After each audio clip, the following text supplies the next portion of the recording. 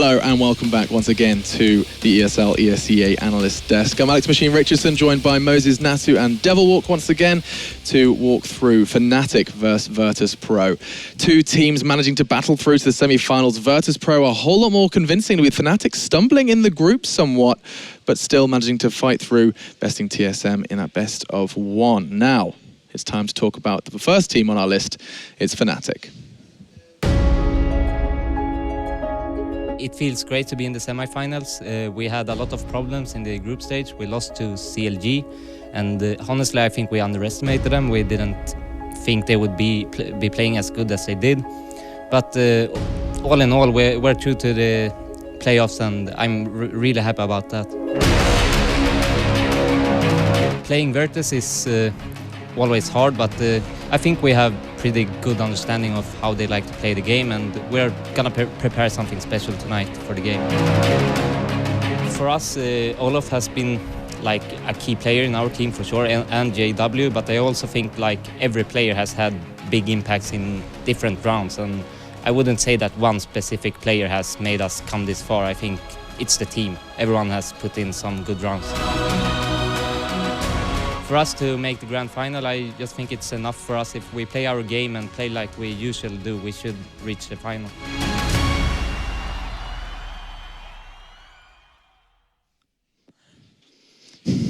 Fnatic already saying that they underestimated teams. Doesn't look like they're going to be making the same mistake again, as they're a team of individuals who often are regarded as the best in the world. Just to kind of, prove that point, the only team that's beneath them was TSM. They just overcame them in that best of one beforehand.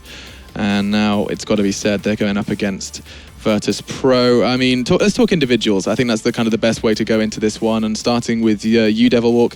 Well, the name I feel like we don't mention enough is Crims. Yeah, I mean, he's been quite kind of silent, but it's those things where he picks up one kill and that's the decider of the round. He makes those impact frags, and he's really done this tournament. That was awkward. I liked it. Yeah, that was good. Yeah.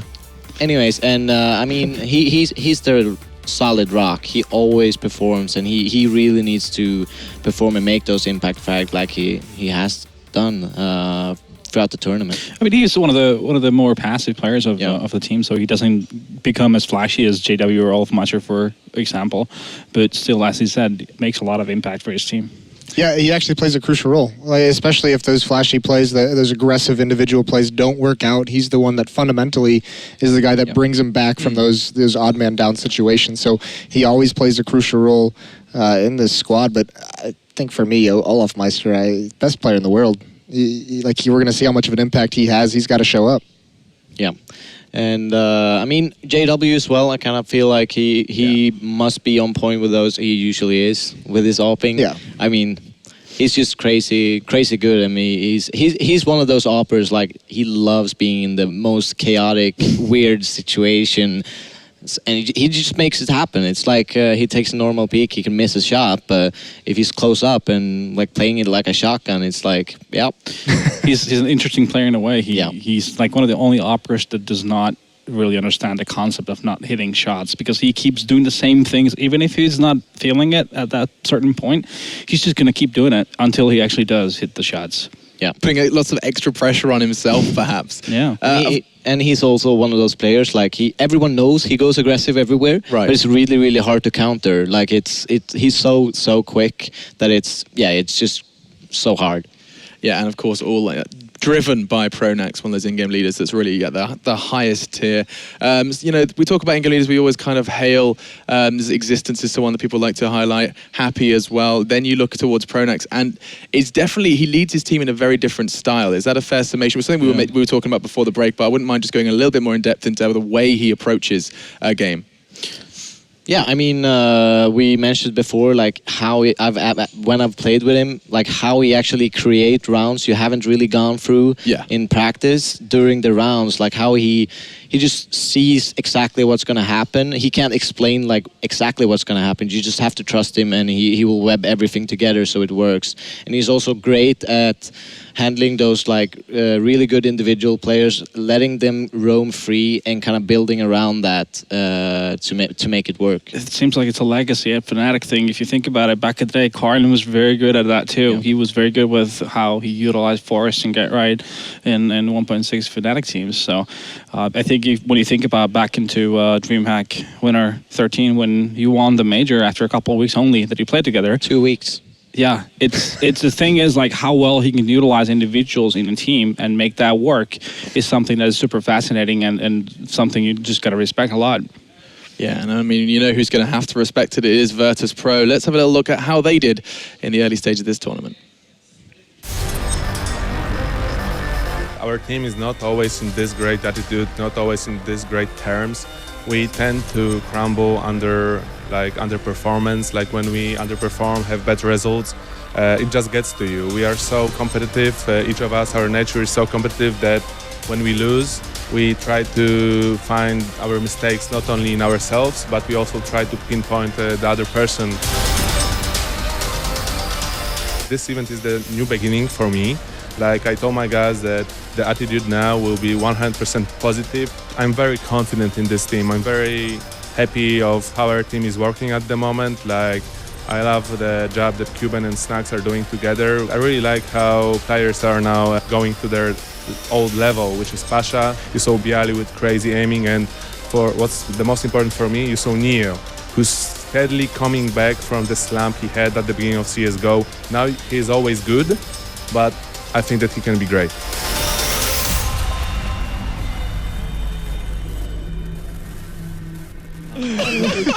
Taz with the guns in the house. Oh, that was boom. That was fantastic. That caught me by surprise. Oh my god. Let's be honest though about Virtus.Pro's weekend so far. It's been a walk in the park so far. Yeah. This is where it starts for them. Top of the group, managed to get in there with like just 2 games played. That's how it worked against for North them. Americans, who they just love running over, and they're good at it. And it does it not feel that across the board, like every team that we've had an interview or had kind of spoken to, it feels there's this word of like new beginning. Communication has suddenly become a massive thing. You heard what Taz was saying. Everything is positive now. Like that was a point he was making, and it's so odd that we're hearing that from. I mean, I can think of 4 teams off the top of my head that are here. Like that's insane that this change has all come about so soon. Is that the increase in prize money? Like what is that that's made all these teams suddenly knuckle down and say we're changing things?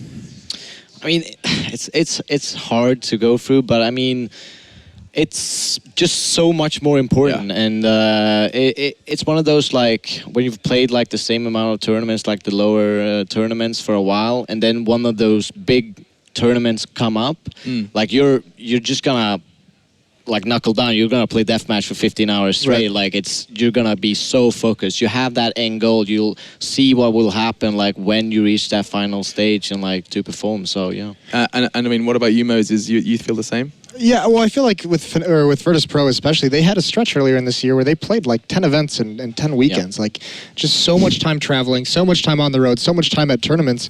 And I think when they come back from that and they start getting a little bit of a break, they can step away from the game a little bit. They can, refresh their heads, their mindset. It gives Cuban some time to do some work that he's been looking at putting in.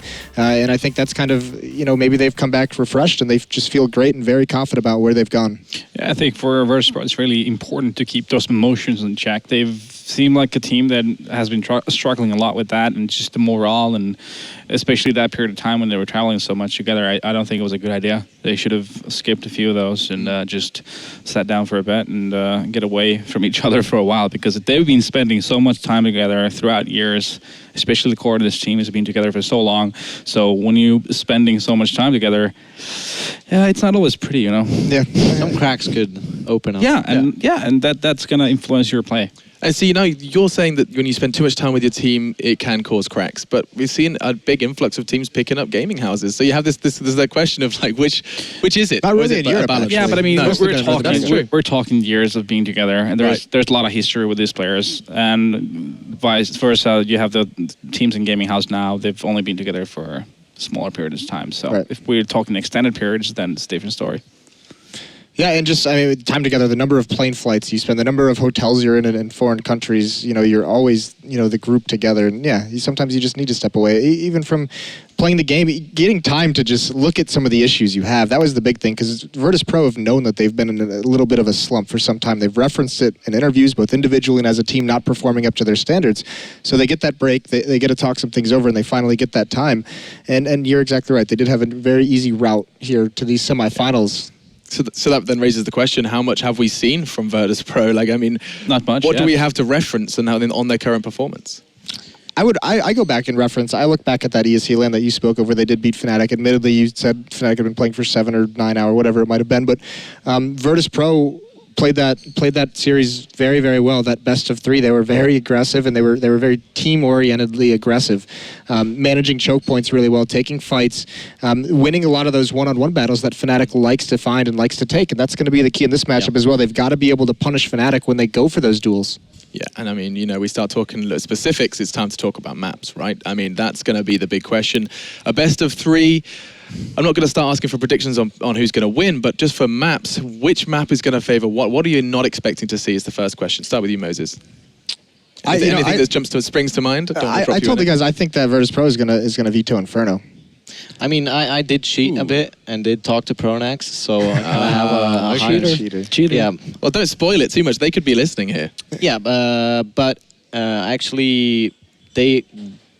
Well, I've thrown you off. There are certain maps that they don't want to play because we need to make sure they've got their headphones on. No, but there was. Now I don't want to even. There was a certain philosophy behind what they want to do with the maps, Fnatic specifically, depending on what they'll be doing this tournament so far. Well, we also talked about. We think that they're going to play at least. We think we're going to play at least 2 maps that both teams are very comfortable on. And obviously, I mean, these are 2 of the best teams in the world. When you get up to this level, they don't necessarily. We've talked about with Fnatic a number of times, they don't necessarily have a bad map. Yeah. So it's more so at this point, does Virtus.Pro see something in a map that Fnatic plays that they feel confident in trying to take advantage of? That's more what they're looking for. Not a bad map or a good map. It's just, is there something that they've seen that they think they can really punish? And I mean, we've seen 2 examples, I mean, in this tournament of those maps. Mirage is one example, and actually Train being against Keed.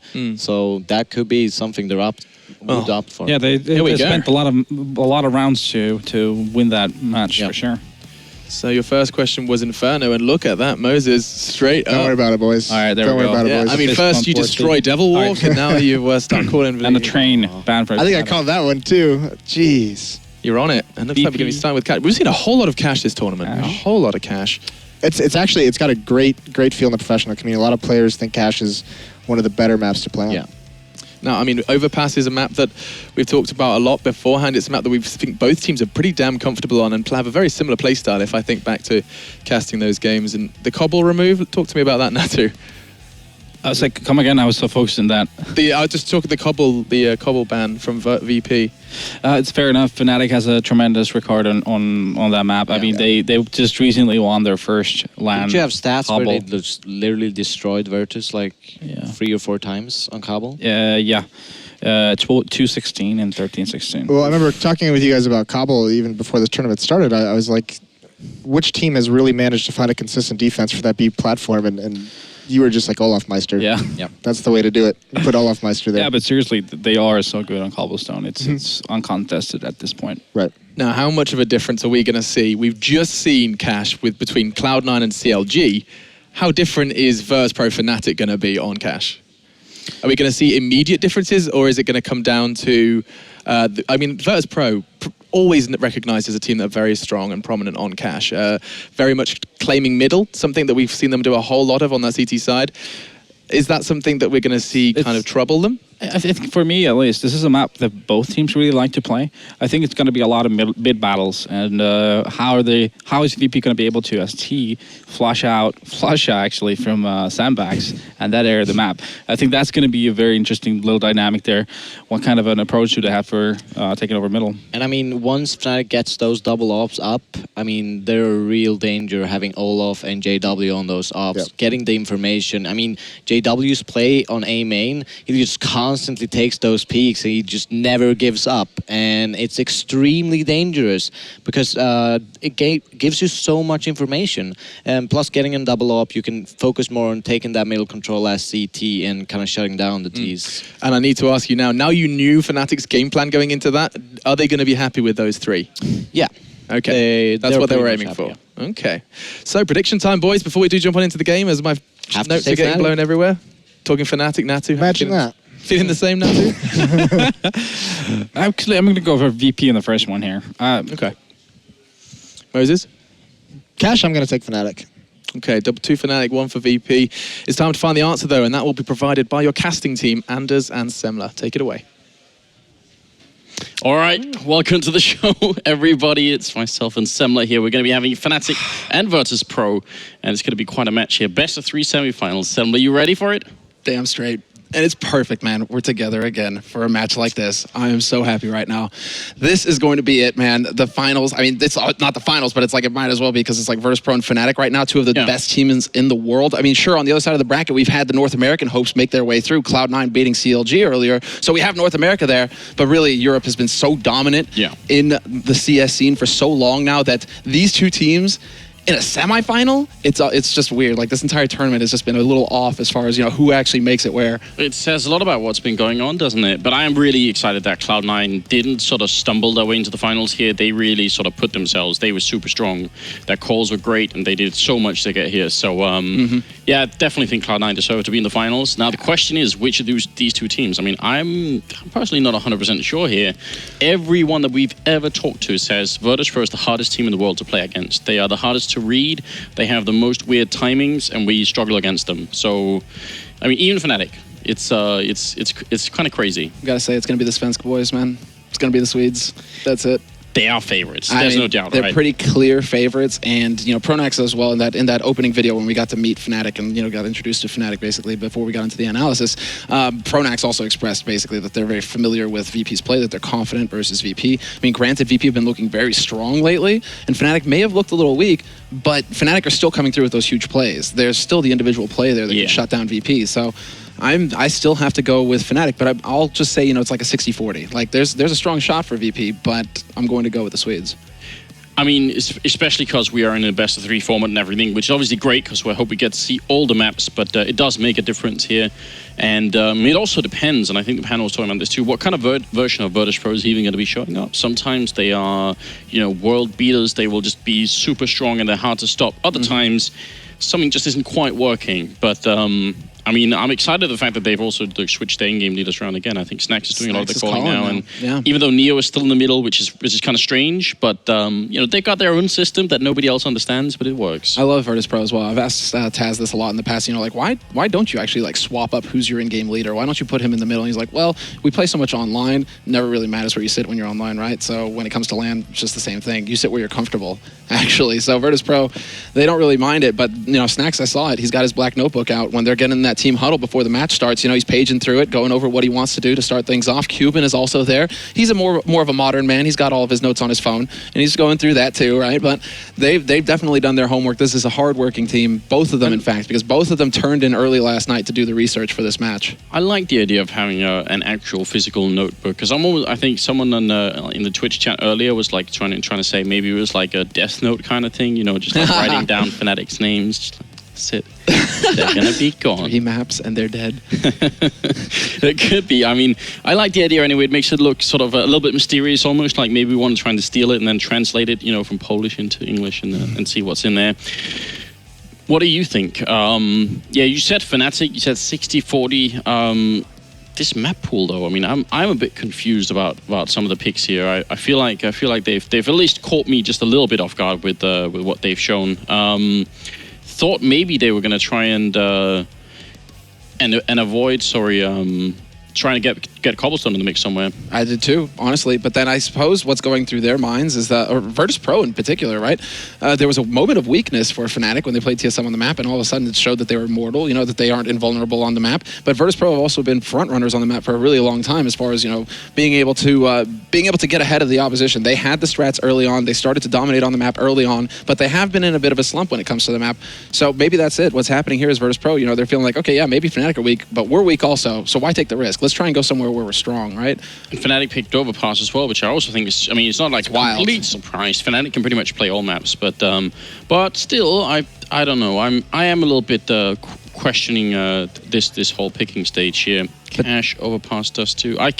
But the last map, Anders. For how long have we been saying that Virtus.Pro have been fairly weak on Dust 2? That it has not been a strong map for them, that they've not wanted to play there. That's almost always been an insta-ban for Virtus.Pro, at least for the past several months. Yeah. So for them to leave it in, that's what shocked me when we were making our way through. I'm like, why aren't Virtus.Pro banning Dust 2? What's going on here? I mean, it's true they have, but historically speaking, there was a point in time when the two strongest maps they had were Mirage and Dust 2. Sure, but this was like a year and a half ago, you know? It's a long time ago, absolutely. But I never actually understood why they stopped playing it. And what the really annoying thing is, when they stopped playing it, before they stopped, entirely, what they did is actually they changed their style on it. Because initially what they would have is a very aggressive system in the middle that prevents a lot of the terrorist control. When they're on the CT side, they'd have like maybe a double booster catwalk. They have one guy playing aggressive in middle, and if they didn't have that, they'd have two people playing aggressive upper dark while other people were pushing middle. So it was really hard from a terrorist point of view to keep control of middle. You'd end up fighting in a position you wouldn't normally be fighting against most teams. And then again, if you throw that on top of the really awkward and hard to read Virtus.Pro timing in general, even if you know it's coming, you're somehow always going to be a little bit caught off guard anyway. They stopped doing that, and then they started losing a lot of games on it, and then they stopped playing the map entirely. So I always wondered. Yeah, I always wondered, why stop in general? Why didn't they just keep going, But maybe we'll see the answer for them if they make it to a third map. You know why? I think it's because all of a sudden we have the map changes that have been coming through as well. Overpass, Cobblestone, decided to perhaps sink their energy in there so that they can, then ban out Dust 2, have those maps to fall back on at the time. It could be, or it could just be like a lack of confidence. Maybe they had maybe they felt like people were starting to read them, and we just didn't really see it, and it was in practice. Maybe, who knows? Either way, it's going to be the third map in the series. If it goes to it, it's going to be Cash and Overpass first, and I don't know. Do you wanna call it? It's going to be 2-0 for Fnatic here. You think? Yeah. No, I heard that, man. Virtus.Pro. We're like 2 walls away from these guys, and I heard that chant. So these guys are fired up, no doubt about it, but I would call it 2-0 for Fnatic, actually. Based on the maps, Fnatic already have a victory in this tournament on Overpass under their belts, and, well, we all know Fnatic on Cash. They're monsters. They're ludicrous. One thing that I'm hoping for here is like a strong performance from Snax. That's going to be the X factor for me, because we went so far as to compare Snax when he's on his A game to Olafmeister, and I don't think that's too far of a stretch. Snax is probably one of the smartest players, if not the smartest player in the game right now when he is hitting his shots. But the way that he uses smokes, flashes, the utility items that are granted to him, it's on a different level when he's feeling it. So if Snax, that's the one thing he's calling right now. I'm hoping that isn't going to sap, his energy, that it's going to sap his attention and not allow him to go for those big plays that can really put Virtus.Pro above Fnatic.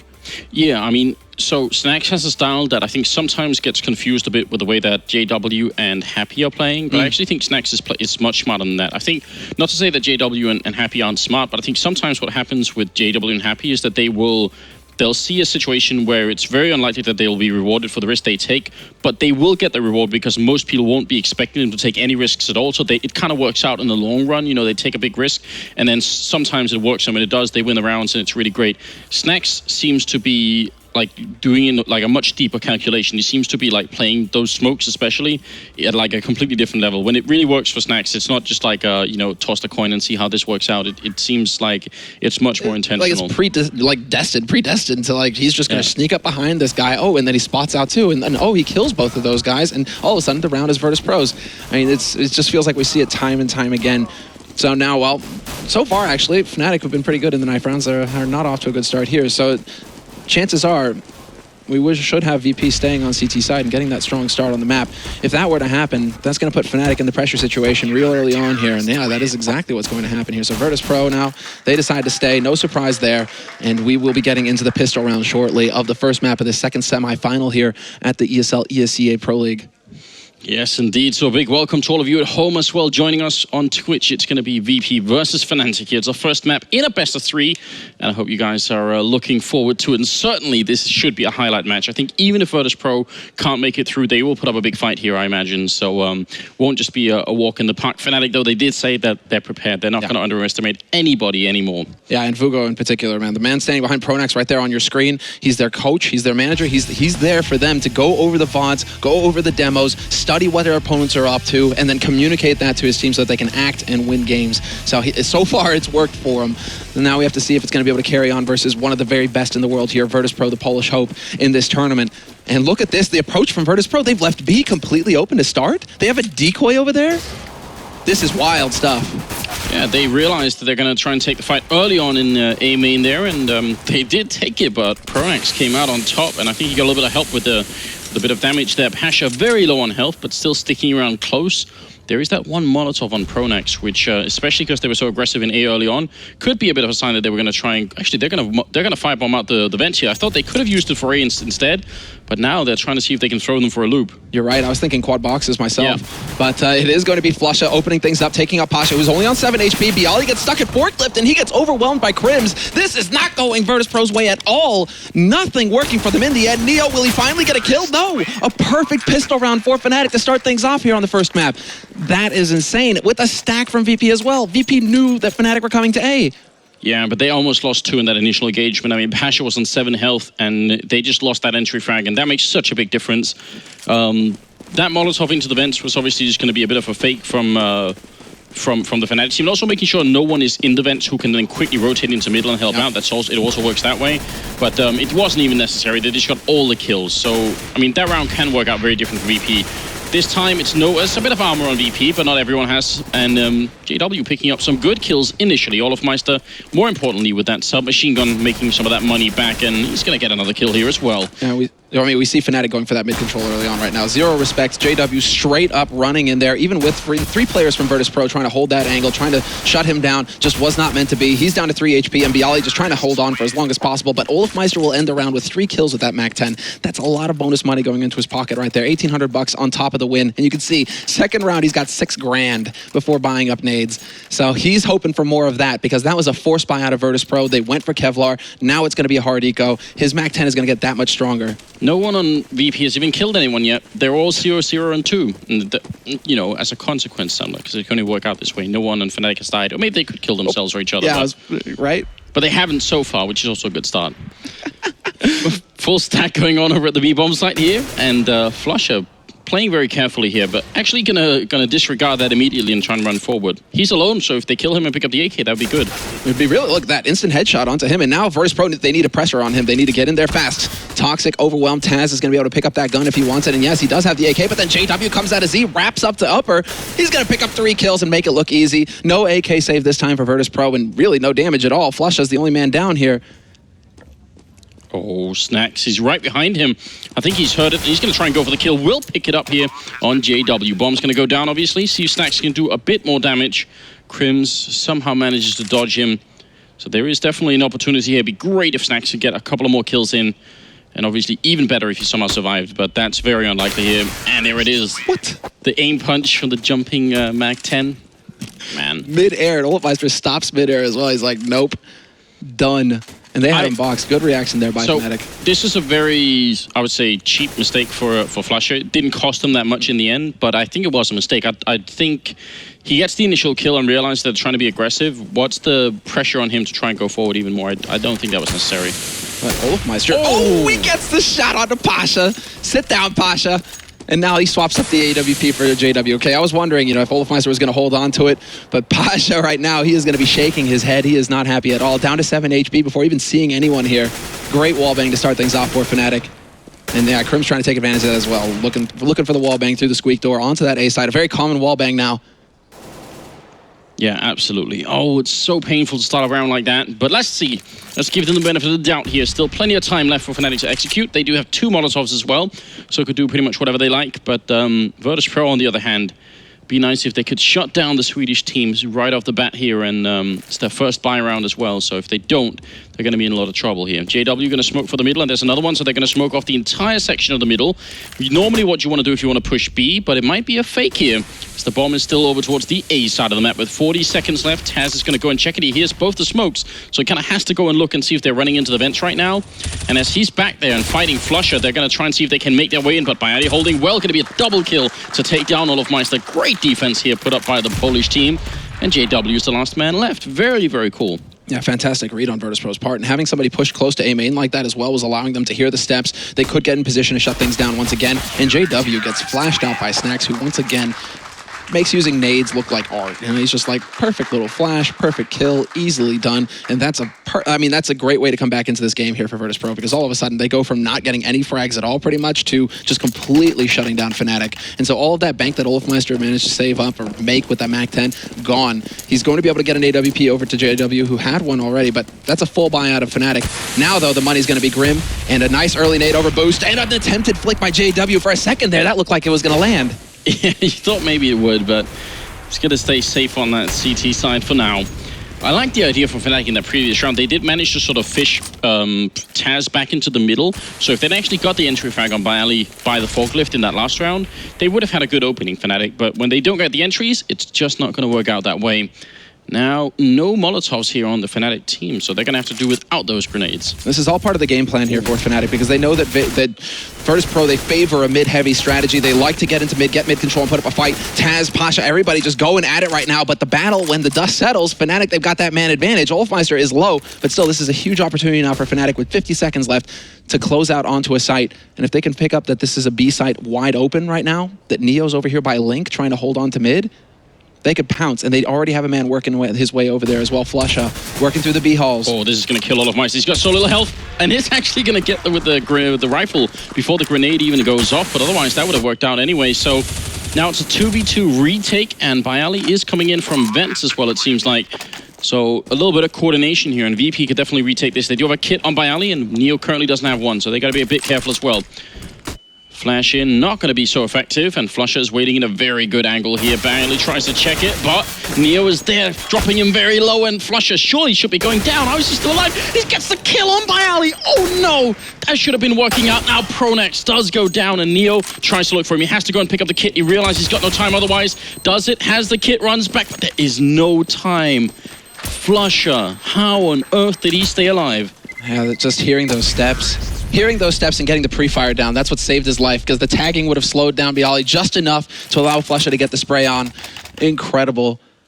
And also, what a great reaction from Fnatic as well. Once they spot out Neo and Link, they're like, wait a second, he plays B. This guy, maybe they're open over here. Quick acceleration onto the site from Fnatic, reacting to that information. I mean, across the board right now, they are both playing very well, but Fnatic, they lost everybody. So that was a very expensive round right now. Both of these teams are going to be very low on money, so this is a key round now in the first half right here. This could determine a lot of momentum going forward. Snack's going to win the fight, and he's even allowed to get back. I'm surprised no one tried to help out Pronex earlier. Then JW going to come charging in with the P90, and he'll go down to Pasha as well. This is looking good. If they win this round VP, they're going to bounce right back into this game. It's definitely still a very open match here. Flusha spots one guy running back, but then he's probably going to think at most there's one person left, but there was a stack of 3 over here. So this is a bit of a surprise as well to Fnatic once they start to get in. And did they see? No, they didn't see Flusha, so that's an easy kill. And the patience now, basically. They still have a minute left, so Fnatic, no. They can take their time with this. Snack's still very low on HP, 9 HP, so he has to play very carefully here, but Flusha with the bomb. Might have to think about going back towards mid. Crims and Olafmeister are collapsing back towards him, however, and it looks like Crims might want to go through vents. So this is going to shape up to be a B play after all. 40 seconds left, and Fnatic, they want to go towards where they did some damage to a man. They're thinking, okay, we tagged this guy low. If he's still around here, that's going to be an easier frag than we should expect to get.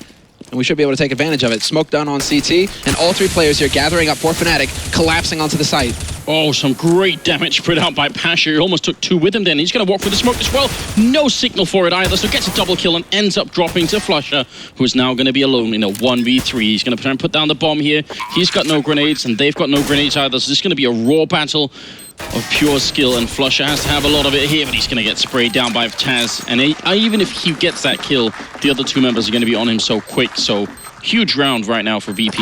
I mean, Pasha right now deserves a big pat on the back for getting that 1 kill. If it was a 3-on-3 after plant situation with Fnatic being able to get into, to plant the bomb where they wanted to, and then be able to set up to defend the site, that would have been a totally different story for Virtus.Pro. But Pasha going aggressive, picking up the first kill, but then going aggressive, that changed everything. And that's good to see as well, because Pasha, I mean, we did put a lot of emphasis on Snacks before this match, but Pasha is a key player for Virtus.Pro. When they win maps, it tends to be because Pasha is doing well, because he's towards the top of the scoreboard, getting those frags. So the fact that he just had a big round, that's going to be a big boost for his confidence personally. And now, straight running gun from Fnatic onto the B site. Neo holding his own, going to get overwhelmed. However, Pronax closing that gap with the P250, manages to gun him down. And now Pronax actually has an M4 to play with. But the whole goal here is to get the bomb plant, and they're successful at that. Fnatic, they will have that bonus money now. Very important kill for Snax. Olofmeister had a rifle otherwise, so he gets taken out before he gets a chance to use it, and obviously Flush are going to go down here, no chance at all. So, honestly, this was a sloppy round from Virtus.Pro. They know that they had just screwed Fnatic's economy. They know that they were going to be on pistol, and the most common way to play a pistol round on this map almost is going for that B rush. Neo was holding far back, but because he has the M4A1, he doesn't have enough bullets to kill everyone unless he hits straight headshots. But the other problem is, if you have an AWP and you're holding close to the entrance of B, and they just come rushing in, you can't even get back in time. It's very difficult sometimes to get back. If you get tagged, you get slowed. And speaking on AWPs, it's a double up setup that we're moving into here from VP. Neo and Pasha both. And to me, it looks like Pasha wants to go aggressive here. Is he going to set up for the flash? Yes, it is. And Bialy instead is going to go in with the M4A1. Smoke, after getting the info, spots at least one man, so that's something to work off of there. Going to take a bit of nade damage for his trouble, but some great spray onto Crims into Squeak Door. That's going to slow things down for Fnatic. And to start things off here, it's a pretty fair trade between both of these teams. And not too bad at all. Glad, in a way, that Bialy didn't try and overextend once he peeks in, because it's so easy to try and do, but most Ts, when they're hiding up against that left-hand side of the corridor there, they kind of know where to spray, even if they're flashed. So even sometimes if you get the perfect flash and you run in, you can end up losing that anyway. It's not always worth it to try and go for it. Plenty of Molotovs here on VP. I like that. And double AWP also allows them to have just one person in B and everyone else playing either mid or A. So this is going to get really tricky for Fnatic unless they manage to swap around the VP defense. Well, Neo starts things off in the B halls. He takes out Flusha. And that's a pretty common play there for Fnatic to have him lurking over there. So Neo's going to be pretty pleased about that. Taz pushing aggressive A main. And the timing right now is working out marvelously. He's going to get shot in the back, though, checking boost. Pronax just delays long enough. I actually thought Taz was just going to wait there. I thought that would have been a better play. But either way, Bialy's going to go down as well. Snax walks in, sprays one, but he's very low on health and has to fall back and hide. And this is looking actually very good for Fnatic. It looked like this was going to be VP's round. No problem. Bomb is going to go down with 6 seconds. There it is. Thought for a moment they were about to fail that somehow. And now Fnatic have some pretty decent after-plant positions. Snax going to go up on the high ground. He's very low on health. And there's Neo actually taking a kill on JW. So now it's up to Pronax and Crims hiding inside the bomb site. And now their positions are no longer good. They needed that third man outside of the bomb site. Crims, though, with a good headshot, going to be taken down. Pasha and a no-scope from Neo taking Pronax. And Crims will fall in the back lines as Neo did make his jump over there, which is kind of cool. It's not the easiest jump in the world to make. But here we go. Man, an extra second difference there would have been everything. But yeah, we're going to get... the different point of view here for Neo with the smackdown and Snax up high. Crims just not able to adjust in time. But an excellent retake there, and all of it starts out basically with JW trying to go aggressive, getting up on forklift, trying to get that peek into CT. He got punished hard right off the bat, and that is that definitely led to Fnatic's downfall in that round. So unfortunate. That's just JW's style, though. He's a player. He always wants to go aggressive. He always wants to try and take the fight to his opponents. And sometimes, you know, it's marvelous, and sometimes it just doesn't work out. It actually hurts the team. Yeah, and currently Snax is top fracking on VP's side as well, so he's doing a fairly good job already. But this round starts off with Olofmeister and a good kill onto Pasha without taking very nearly any damage himself. So that's what they need, Fnatic. They are right on the brink of ecoing. You can tell there's a C set on JW, and Olofmeister has the Galil as well. So they want to make sure they don't end up ecoing here, because then VP could get into a much more comfortable position, which obviously they're interested in. But that AWP on Neo still gives them so much space to work with on the rest of the map, and that's very important. Nice timing with the Molotov there to slow things down in vents, but they're sticking together now, Fnatic. They've got the mid control, they've got the smoke down in Link, and now, again, pressure onto short. Snax is going to try and rush through, though. This is what we're talking about. With that smoke, Olofmeister has no idea that he's being flanked, and Snax hears the steps clearly. He's able to track Olofmeister through, and gets the information that this is going to be a B switch up. Instead, Neo now in position, hits the first shot, takes out JW, but he's going to get caught out by Pronax, and Olofmeister finally tracks down Snax. That opens everything up now for Fnatic on the B site. It leaves Bialy as the last man alive in a 1v4, and really, he has nothing to do over here on the site. He should just be backing off to save at this point. This is one of those rounds where I really wish we could be on Fnatic's team speak and also have like a direct translation, of course, because we can kind of listen in, but it's kind of hard for us to translate, even though I can try, but it's not going to be easy. But that's a really good call from Fnatic, is what I'm trying to say. They have to hit the right spot, even though they're a man up. If they walk into the VP stack, things are going to get really awkward. And they managed to realize that Neo is holding there alone, and they just rush him down. Yeah, and rushing an AWP as well is just perfect. Because, they just keep the pressure up there. They throw bodies at it. He's only got one shot. Bialy's going to miss his. And he should be able to stay alive here to hold on to his gun. So this is a big save, actually, because look at the state of the economy right now for Virtus.Pro. Because a lot of these rounds have been so close, clutch situations, it means that Virtus.Pro don't really have a bank to fall back on. Is this? No. Yes. What is happening here? So Pasha actually invests some money in this round. He drops down to 1,400, but he gets Kevlar and Kit behind this AWP.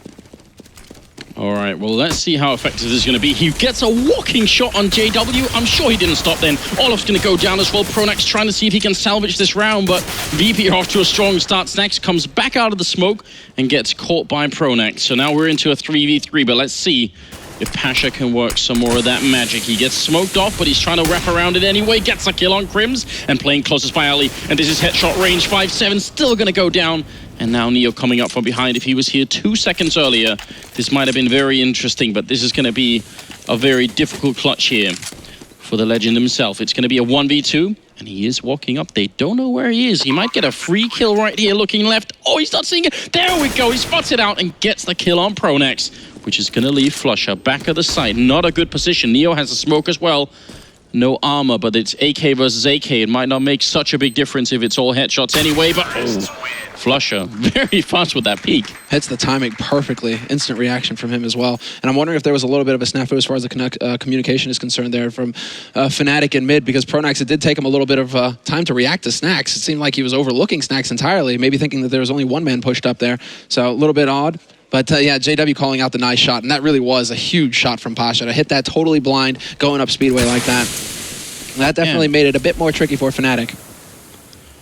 I'm wondering if there was a point in all of this where VP could have made the call to slow down a bit, because I'm pretty sure they had the advantage for quite a while, and they still sort of wanted to keep on fighting.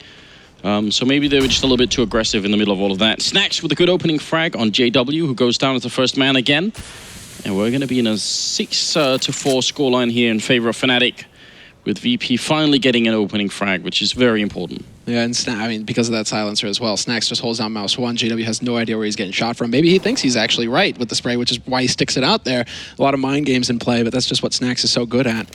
And now Fnatic, they're going to be trying to change things up. And are they going to go for the boost? It looks like they're just going to go straight into A main, try and gather up here. They already have the man Pronax waiting, and he's going to be able to get that Molotov down behind Forklift, try and open things up. Olafmeister peeking, NBK corner, Bialy holding the angle, however, and not peeking either. This is so sick. The patience right now demonstrated by Bialy. Yeah, but Flusher has a Molotov. He's going to sit inside of there, Bialy, to try and get the kill. He can't just run. Taz picking up Pronax as well, and now it's a 2v3 bomb. There's going to go down at least. Fnatic will get that money, but very difficult for them to hold this. And right now, Olaf in main is going to be fairly useless if Flusher goes down. There's not a lot that he can do to try and stop the bomb from being defused, and that's a result of Fnatic just not having time to plant in a better spot here. Olaf tries, but he knows there's nothing he can do in that position. If they had had just a couple of more seconds, a little bit more space to work with, Fnatic would have gone for the plant that's in the open, and Olaf's position would have been great. But because of the bomb plant, Olaf's position just wasn't really worth that much. Yeah, Flusher was the key man there. If he could have made it behind quad boxes, then Olafmeister's the one drawing out the attention,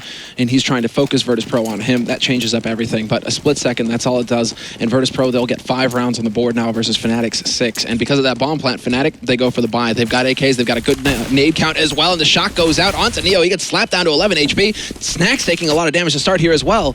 So Fnatic definitely making it a bit more difficult here for Virtus.Pro in this key round.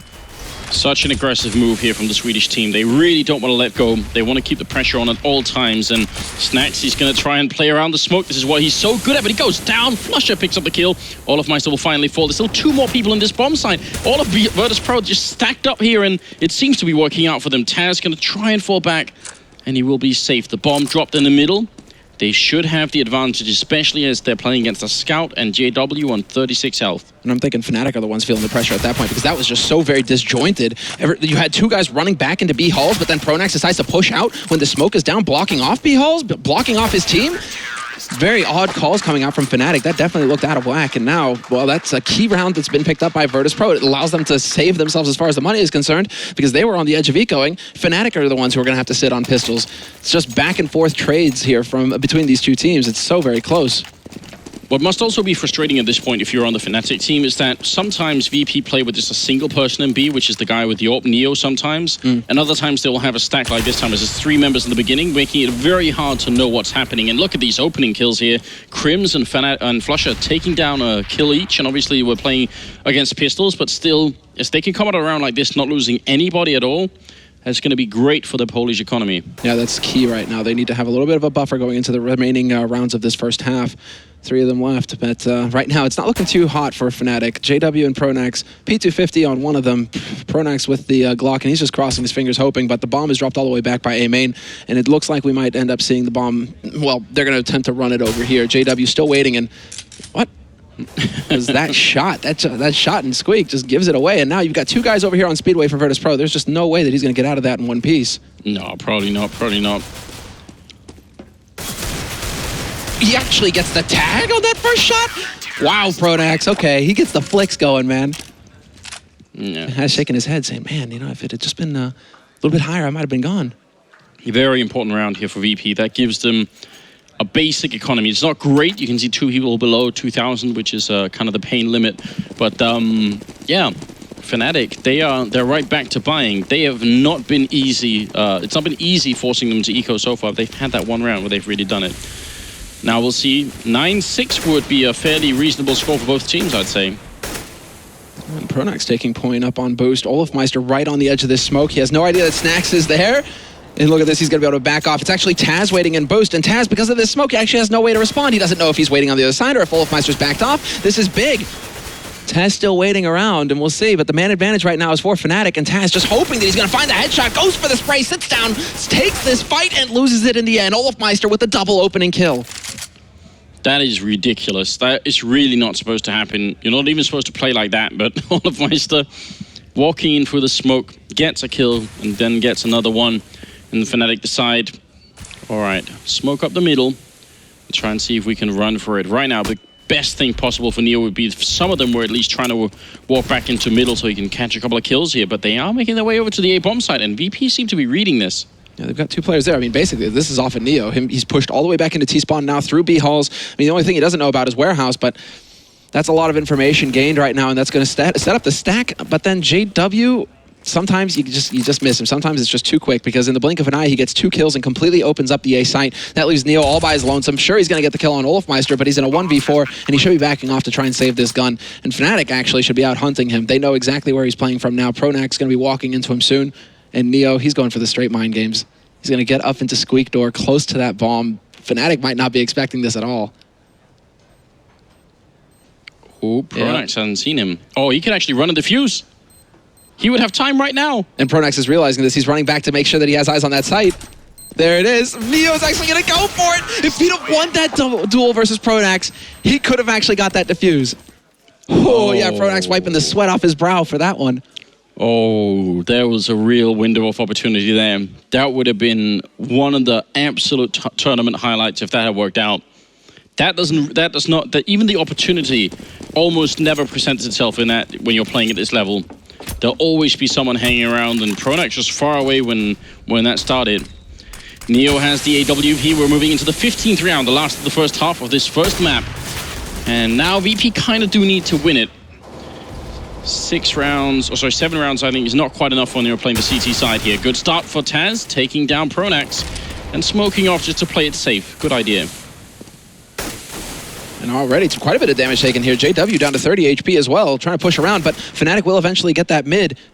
They do manage to push Olafmeister out there. He's hungry for a frag, but Snax playing up in vents. This is also very common for Virtus.Pro, so they should definitely be aware of this Fnatic. And Snax is down. Olafmeister opens up, takes out Bialy, looking for Taz, but he's going to get caught with the nade in his hand, jumps out into the open, and Taz gets that spray down. That opens it up now for Fnatic, because Taz, he's going to have to fall back to the site. They know they've tagged them up. This could open it up. Yeah, they heard that vent pop, so now they're actually going to recommit. Even though the bomb is on the other side of the map, they don't know that. They just heard the vents, now they're seeing grenades. Virtus.Pro should be expecting a B push right now because they don't have the information that we do. Even Taz is falling back to truck here. Crims trying to sell this, sticking around while the other 2 are making their way to that A bomb site. And look at Crims, he's doing a really good job. He's staying alive here and just continues to fight. Got the deagle out as well. He's running into checkup. This is really some godlike play. Gonna get the kill on Pasha as well, and 1 on Neo. Crims must be some sort of genius because that is very hard to pull off. Taz going to be in a 1v3 now and getting shot in the back. Crims actually to get the quad kill. That was a nuts round from Crims. Godlike, man. Just straight godlike. The full fake, drawing all 3 players over to himself, and then like icing on the cake. He didn't even need to get the kills at that point because his team were already planting the bomb on A site. If he runs into checkered and stays there and just, you know, unplugs his keyboard and just stands still so that they either have to come and look for him, or if they go to retake A, they have to worry that he walks back out. Even that would be incredible. But now, you know, gets a double kill and then ends up with a quad in total. And that's this is going to be a bit rough now for Virtus.Pro, considering Fnatic have got 8 rounds. We expect it to be close, but we really do expect like a 9-6 finish for CT side, at worst an 8-7 finish, where you're still coming out ahead. Now it's going to be Fnatic with the lead going into their CT side, into this second RAF pistol, and this is going to put a lot of pressure on the Polish team. They're going to have to come up with something big here, and so hopefully the research that they've done, that we've put so much emphasis on going into these matches, that each coach is doing essentially for their team, trying to break down the defense of their opponents. That's where it's going to come into play now. Virtus.Pro on cash. What's the call for them? And Bialy hoofing it up to Squeak Door with that bomb, all ready to start. I'm a bit surprised, actually. Fnatic playing with 2 grenades. Normally when I see this on the CT side, I think they're going to go and play retake on A instead of... But they're actually holding everyone on the side here. And all they have is Flusher on the B-bomb side. Just trying to see if he can hear anyone. And it's going to be in the middle right now for VP.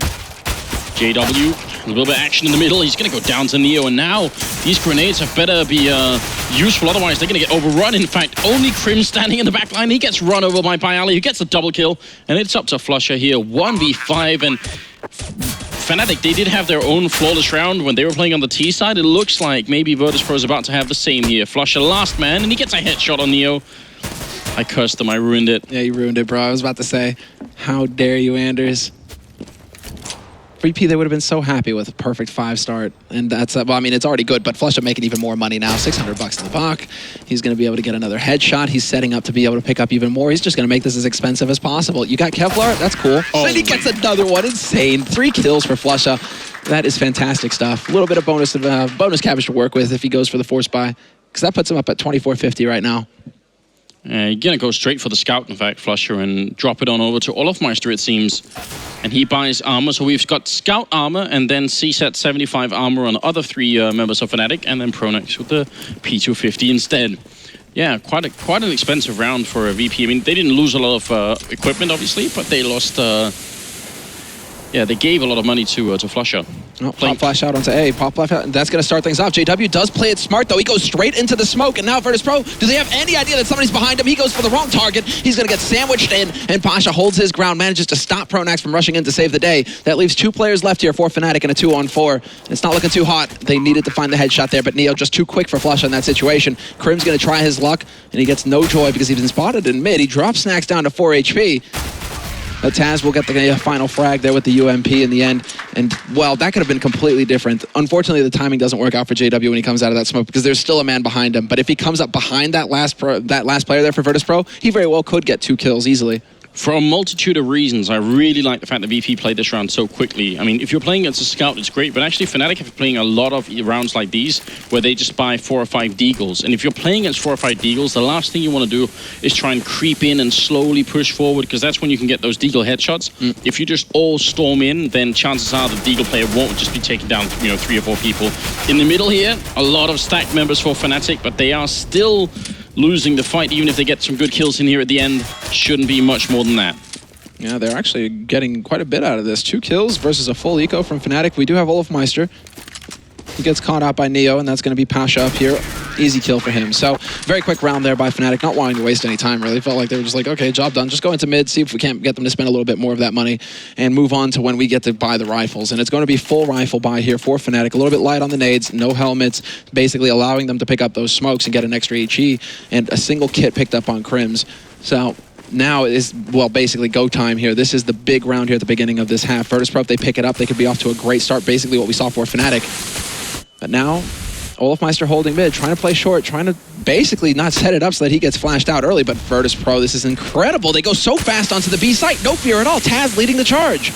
Counter smoke coming up as well from Fnatic, but it's not going to save them. Virtus.Pro is here, and they're going to be taking out Crims and Flusher as they drop that B-bomb site. And Fnatic, they might even think about just running away here. No chance for a retake. Pasha with the P90 is going to be dropping Olofmeister, and speed absolutely was the key to this round. initial smokes in the middle were quite aggressive. So in case, I mean, Fnatic actually had a decent setup anyway, because they had 2 people in B, but if they had a setup here, Fnatic, where one guy had been holding on B and the other one was on high, there's a good chance because of all those smokes in the middle that the guy on high ground would have been sort of tempted to run back to middle instead because of all those initial grenades. But either way, Virtus.Pro didn't care. They just made it work. But it's still a cool idea. Yeah, the all-out aggression. That speaks of a read, essentially, on how Fnatic have been playing their second rounds, or their bye rounds, rather.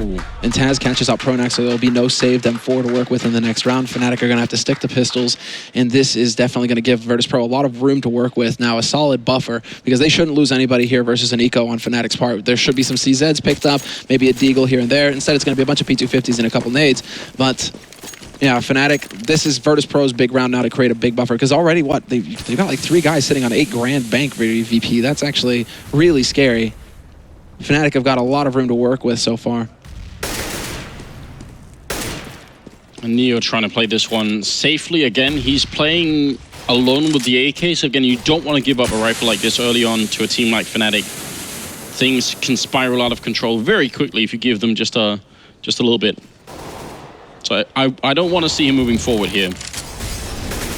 Nice Molotov. That's actually going to force that stack out into the open. Snacks will be finding 1 kill, but that was over in mid. Neo, not so lucky. He gets a little bit of spray damage onto Flusha and Pronax, but it's going to be JW pushed into A main. Aggressive Taz checks the corner, and he's not fast enough. He will get overwhelmed by JW up close with that P250. This sets up Pronax to take some shots. He's going to drop Snacks very low. He just goes for the spray, but he's not going to get lucky through that smoke.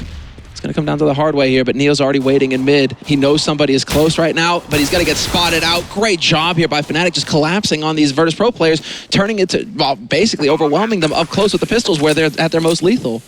They still shouldn't be able to win this round, Fnatic, but they've made it expensive, and if Snacks falls, it's going to be even worse. They've got that 1 AK and Flusha, so I hope he's going to try and save that, but the rest can still try and put some pressure here on the terrorist side. Pasha gonna get the kill on Pronax, and Flusha does get 1 more frag in there. He's gonna be getting a 3rd one and jumping for it. He sprays down, but he doesn't have a kit. Does he? I think he's got the time for it. That's a quad kill, and Flusha should be able to win the round here. That's incredible. This should really never have happened. He's gonna get it in the last possible second. 11-9, and okay, so I mean, I was going to point something else out, which might seem mundane in the light of that incredible round here from Fnatic, but just to point out, when Taz throws that Molotov over into Checkered, in case some of you missed it, there was another Molotov that round that actually goes into the vent from the other side, so it's like a double Molotov to flush out anyone who's there, and they did both of them, which is really cool, but it ended up backfiring. I can't believe that Flusha got that round. And I thought there was no way. What is that, Pasha? He's like, oh, you'll wallbang me? Well, I'll just go ahead and straight up get the kill. Crim's down to start here at the very beginning of this round, and Fnatic can't be too pleased with that. Sure, they win the eco, but now they're in a bit of a dire strait. And you got to be wondering, are they going to try and go aggressive behind this? It seems like either you go aggressive. This is Devil Walk basically saying either you go aggressive or you stay super passive or you just kill everybody. What's up, Olafmeister? Double kill for him, stopping that push cold, and Flusha in mid will take out Neo. What on earth? Because Olaf was the only one on that bomb site. If he just gets a kill and dies, the round is almost lost for Fnatic. Instead, they somehow line up and he gets both the kills. Taz looking for a way back into this round, but it is proving very difficult indeed. Gonna get the shot, but Snacks and Taz, they've got 19 health combined. This is the kind of round that can really snap you as well as far as morale is concerned for Virtus.Pro. I mean, you start off strong, you get the opening kill. Taz, though, this just makes him mad. He's down to 2 HP. That HE could have finished it right there and opened everything up, but instead, he's done a fantastic job of forcing the rotation out of Fnatic over to that A site. In the meantime, Snacks, who's just 1 step ahead, rushes over to B site, gets a plant, and he's going to have plenty of time to get in position now to take advantage of this AWP. Gets into Checkered. Back Checkered as well. Good luck getting the defuse anytime soon. Very smart play from Snacks here. He goes on the other side of the box because if they wallbang him, he dies in 1 or 2 shots. So very clever not to be standing up against that wall. He could be killed very quickly. Now he's going to go back there because he realized a bit of time has already passed. And he's waiting with that. Going to peek out, not get the kill. Diffuser's already happening. Taz going to get the headshot. I think he's got the here Flusha. He's got the time. Nothing that Taz could do to get into range, and the round is going to be done. Flusha looking for the kill, and he is not going to get it. In fact, Taz got the headshot instead, and that is it. 11-10 scoreline. Fnatic winning some of these rounds. Just barely. Yeah, that's the key thing here, the clutches, right? And it's just, yeah. when you have to get back-to-back clutches, basically, to beat Virtus.Pro, that is far too close for comfort. And especially in a round where you need every dollar, you need to be creating a bank. Fnatic are still going for force buys almost. They still have to kind of skimp here and there. Only a single kit. They're skimping on helmets. JW's got a shotgun. It's still not like free and clear here for Fnatic. VP are doing so much damage. They're getting the bomb plants as well, and they started this half by winning 4 rounds in a row, which means they've got the money. Even if they lose this round, if they do enough damage, I suspect they will just force up again because they know that they can kind of keep doing it, especially if they get a bomb plant here. Pasha in the middle looking for an opening frag on someone. He's going to get a flash in return. And Olofmeister once again going for the peaks there. Pasha going to go for that rescope, but Olofmeister at this point decides, okay, that's enough of that. Not going to risk it. Just take a more passive position here because we do have a man waiting around in checkered. Actually a 3-stack over on the B site right now for Fnatic. This can actually work in VP's favor here as they rush out, get mid control. Snacks wired a little tight there, takes a shot onto his teammate, so Neo down to 65 HP, and Crims hears all these steps. He's waiting passively, patiently, waiting to see if somebody's going to walk in here back first, and that's not going to be the case. Snacks saw who killed him, but then a great extension there by Taz, takes it and gets a 1-for-1 trade very quickly. Flusha now has to buy so much time, and he's starting off strong, taking out Neo, but again, a 1-for-1. Taz just following up, making sure that Virtus.Pro will get onto that site with the bomb. Olofmeister very quickly from behind, but he's going to go down. In fact, Pasha saw it coming. Pronax with a good headshot there.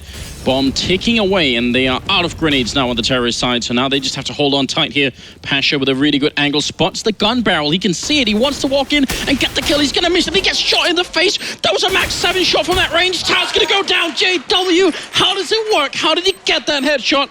Unreal. With a shotgun at that range. What? And how does Pasha miss that shot onto Pronax when he sees him coming from a mile away? He had all the time to just step out and calmly line up that shot to miss that one key kill. He quite literally just got out-sniped by a shotgun. That's what JW's best at, though, man. Best sniper in the world, right? He's making a strong argument here. You give him anything that shoots once, he'll get the job done. And so now he's got Pasha's AWP. He's going to put that to work. You know, he knows exactly what the wind is like on any given day, the humidity, and he's like, the pellets, they're going to hit right. If I just do it like this, it'll work. That is unreal. That's 3 rounds in a row where Fnatic are right on the edge, but it's brought them into a tied scoreline here at 11-11. And VP, if they lose this map, if they win those 3 rounds, the last 3 clutches, if they win them, they've already won this map. That's it. It's pretty much done. Pasha going to be in the middle. He sprays one Neo from the other angle to take a kill, and JW hiding in the corner. Going to get one before he gets shut down by Ali, and it's back into a 2v2. Semler, it could happen again. We could have another clutch on our hands here. Ali from the back lines. The bomb goes down. Default position. Neo sprays but misses, and Flusha will take him out. So now it's all on Ali. He has to come up with big for his team here, and Fnatic, they're going to try and make it hard on him as well. Crims just walks right in. But I like the idea of having Flusha up on the box so that he's got multiple levels to worry about. And they're thinking that because basically there's one angle that he has to watch with that shot with Bialy. So if you walk around it together, it's way too easy for Bialy to get the spray down. Great awareness by Flusha to change it up and make sure that they were split up, so it would be just that much more difficult for Bialy to pull that off. But also, I got to say, lucky break for Pasha in the end. Him not being able to get that instant refrag on Snacks early on, allowing Olofmeister to get out of there. He did catch a bit of a lucky break, the fact that he caught Olofmeister jumping, looking towards Warehouse there, because it could have been a completely different situation if he gets picked off by Olof. But you gotta wonder, I mean, VP, they get 2 opening frags towards A, and the instinct definitely is to say, okay, let's go, we've got A, let's go. But actually a lot of teams nowadays, and especially in this tournament, if you go back and watch the VOD, you'll see a lot of them really try and slow it down, try and say, no, slow down, we've got like 1 minute and 20 seconds left, we don't have to actually rush anywhere. It's really hard to make that call you're in the game, I just want to say, but maybe VP are being a little bit too aggressive at times when they actually have the advantage. You have to keep your cool. Nice timing there with the JW Molotov, basically going down to block off Squeak. Olofmeister with the anti-flash as well, trying to buy the time. He's going to get instantly picked off by Bialy, however. That is forklift open, and now JW holding an MBK corner, gets flashed, goes into the smoke, though. Do they realize? Do they know that he's here? He's right behind Taz. He could open everything up. Misses the point-blank shot, though, and he's losing teammates left and right. JW not going to pull it off this time. Taz with the double kill, and that's going to leave Crims all alone now, trying to rotate in from that B site, but it is far too late for this Swede. He has to back off and save. If you're watching this game and you're trying to convince your friends that you didn't think JW maybe could have done that, you're lying. There's always that thought, isn't there? When it's him playing, you think maybe he's going to walk back out and get a couple of kills. But a very nice round from VP. And again, a lot of speed. Fnatic, they actually do get overwhelmed a bit when Virtus.Pro rush for it. But the problem is with those kind of strats is if you don't get the entries, well, then you don't get anything out of the round at all. So you've got to be careful you don't bank everything on it. It's going to be tied in reverse here at 12-12. It's going to get very tricky now. Fnatic have no money whatsoever. The only thing they have is this one M4. And, I mean, VP's economy is actually a lot better.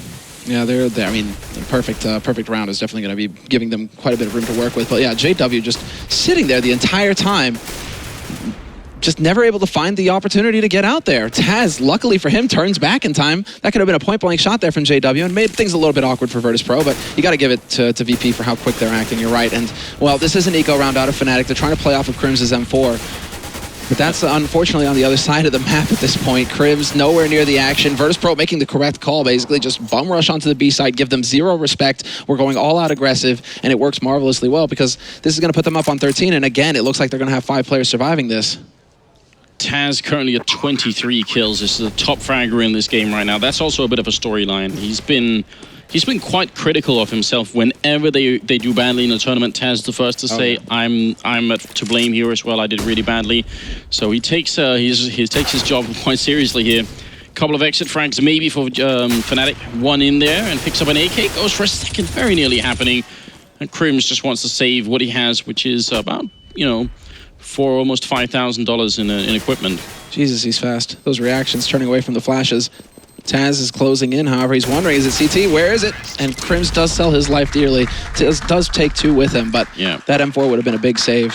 I mean, super important that he gets all those kills. That's going to really hurt VP, and we're getting down to the last stages of this first map here, so every little bit matters, and maybe as a result of all those kills, they actually do force it up here, Fnatic. They don't want to give VP a 14th round, even though it's, you know, far from ideal. We're, you know, a far stretch moved away from AWPs or auto snipers or anything else like that. So a bit risky. A great grenade from Snax over in main here. They're going to double peek him, but oh, it's a team kill! And Snax follows up on JW, and now the opening is here. Olofmeister going to go down. This could be VP defeating Fnatic on cash. We're going to get very close to it now. And what can they even save? A C-set 75 and a FAMAS, it's nowhere near enough, Semler.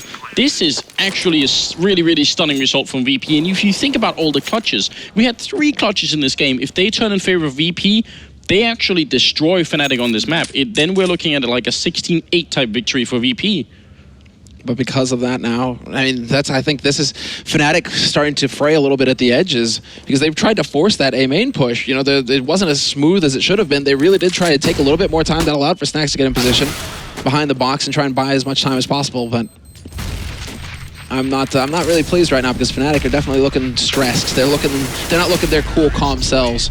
Although Flusha is making it pretty expensive right now. Crims with the help on that FAMAS. Bialy looking for the spray, but he's not going to get it. So both players for Fnatic will live through the end of that round. And there it is. That's what I was waiting for as well. The pause. There were a few opportunities where Fnatic could have gone for that pause, but now 14-12 the score, and this is when they decided to start slowing things down a little bit.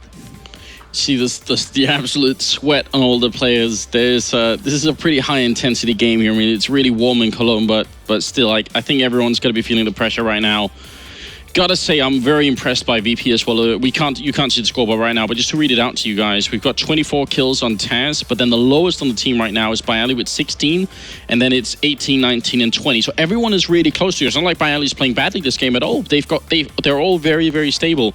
And very nearly the same is true for Fnatic, although Pronax is a fair bit lower right now, and I imagine he's putting 120% into calling at the moment. Yeah, that's definitely the case. It's just when you have both of them, I mean, Snax, I'm even wondering which style is it working out for him right now, because Snax, he's sitting pretty with 20 and or 19 rather, and Pronax definitely not having the best of luck, especially, well, I mean, taking shots to the back of the head as well doesn't really help from your own teammates.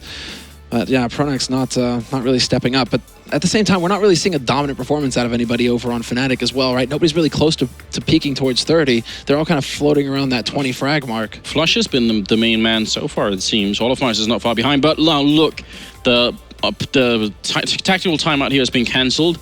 Fnatic, they've had to come up with a result here, a strategy that actually works against what VP are throwing at them. And the problem is VP have been fast and aggressive and decisive, so I'm not sure what it is for Fnatic. They don't have the equipment to be super defensive, so they almost kind of have to counter fight fire with fire, and they did have a 3-man stack at B, which turns out to be the wrong call as VP are going for mid control. And Pasha's right out here. He wants Crims to come for the peak, and he does just at the right time as well, but then he has to fall back in. Pasha's going to see it, and because Crims was up there, he knows there must have been another player to boost him, so they already have a read on 2 players. Now, can they actually convert this into a victory? If they win this round, they probably win this map.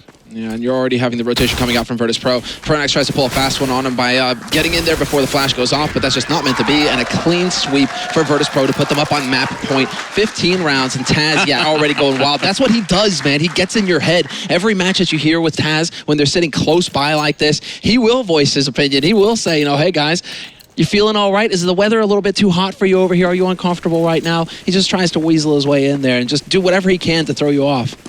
I'd love to hear Taz do his own version of What Up Now, Swedes. That would be, he'd have the voice for it, Happy, are you happy? Yeah, he's loud enough. It's actually one of my favorite things about Taz as a player is his, his personality, that you're right, it booms out across, and that is a really funny part of the game, in my opinion.